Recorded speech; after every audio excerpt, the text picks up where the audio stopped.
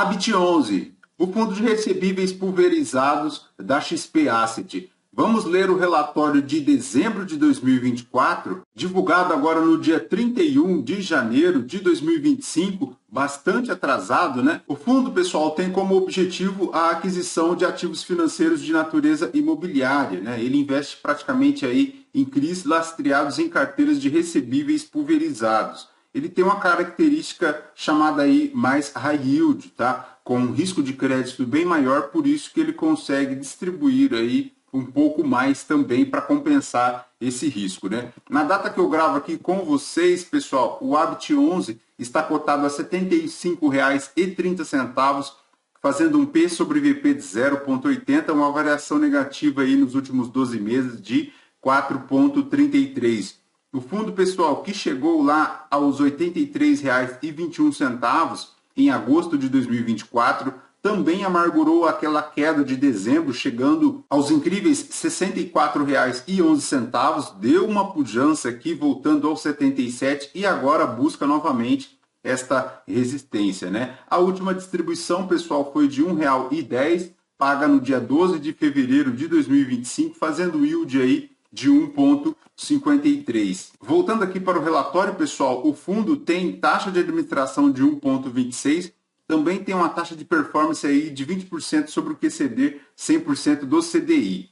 Em relação ao cenário macro, aquilo que já conhecemos, o IFIX deu a desvalorizada lá em dezembro, tem o IPCA aí da inflação representando uma alta aí de 5,08 e a Selic com projeção de chegada lá a 15%. Aqui, pessoal, mora um ponto de atenção, tá? Porque, como veremos adiante, o fundo tem a carteira dele praticamente inteira indexada aí ao IPCA. Então, se a inflação explodir, é bem provável que os dividendos aqui do fundo também darão uma animada. Então, é importante ficar atento. Mas este ânimo, pessoal, também traz consigo aí um risco, veremos adiante. A distribuição aqui, como comentamos, foi de R$ 1,10. O relatório está bastante aí atrasado, né? O fundo encerrou, pessoal, o mês aí com 93,4% do PL alocado em CRIs, 4,4% em FIIs e 2,1% aí em caixa, o montante em caixa equivalendo aí a 16 milhões. Segundo a gestão, no período também houve aí o investimento em novos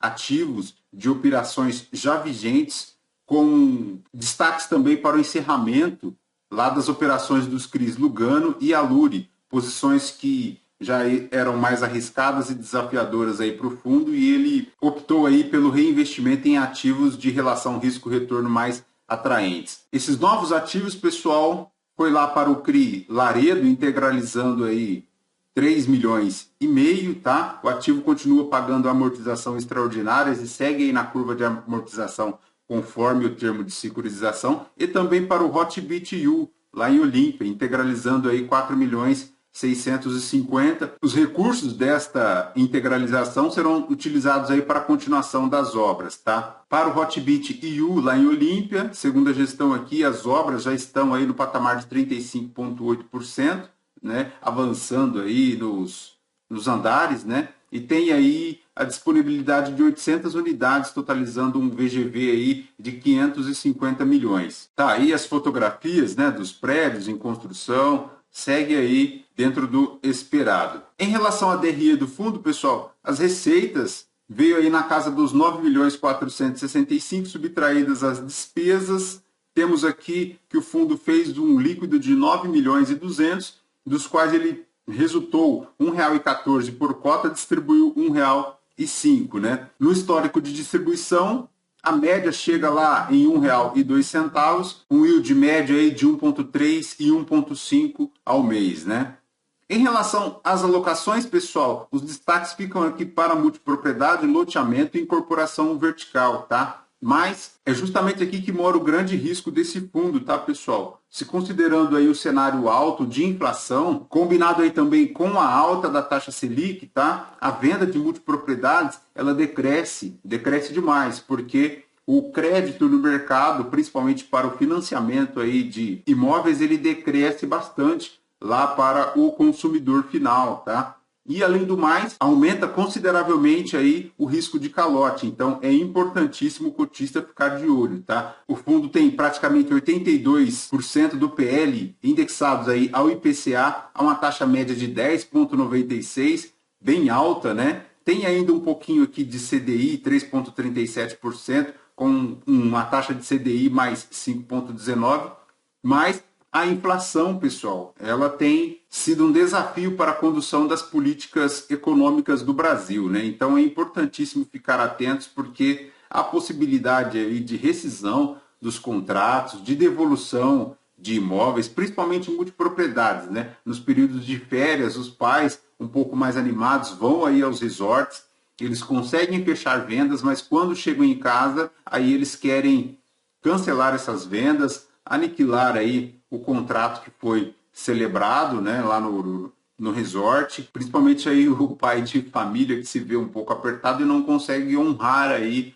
o contrato que ele assinou, né, o contrato de multipropriedade. Então, muito cuidado com o fundo high yield, porque embora ele pague dividendos acima da média, o cenário atual macroeconômico de inflação e de juros é bastante arriscado. Além do mais, pessoal, atenção, hein? Atenção. Embora não pareça, o fundo possui aqui diversas concentrações, tá? São muitos CRIs, mas muitos deles também concentrados em poucos devedores, né? Temos aqui o CRI Infinity, só ele dando aí um PL de quase 7,5%, né? Tem o CRI GR Group dando 5,5%, tem o Hotbit aí dando quase 6%, né, pessoal? Então, é importantíssimo o cotista ficar atento a estas concentrações e ao momento do cenário macroeconômico, né, que apresenta riscos desafiadores aqui para a multipropriedade, inclusive também para loteamento. Atenção aí aos fundos high yield, o momento é bastante desafiador. Perfeito? Por hoje, de Habit 11 é somente isso. Lembrando que esse vídeo não é recomendação de compra ou de venda de nenhum dos ativos aqui mencionados.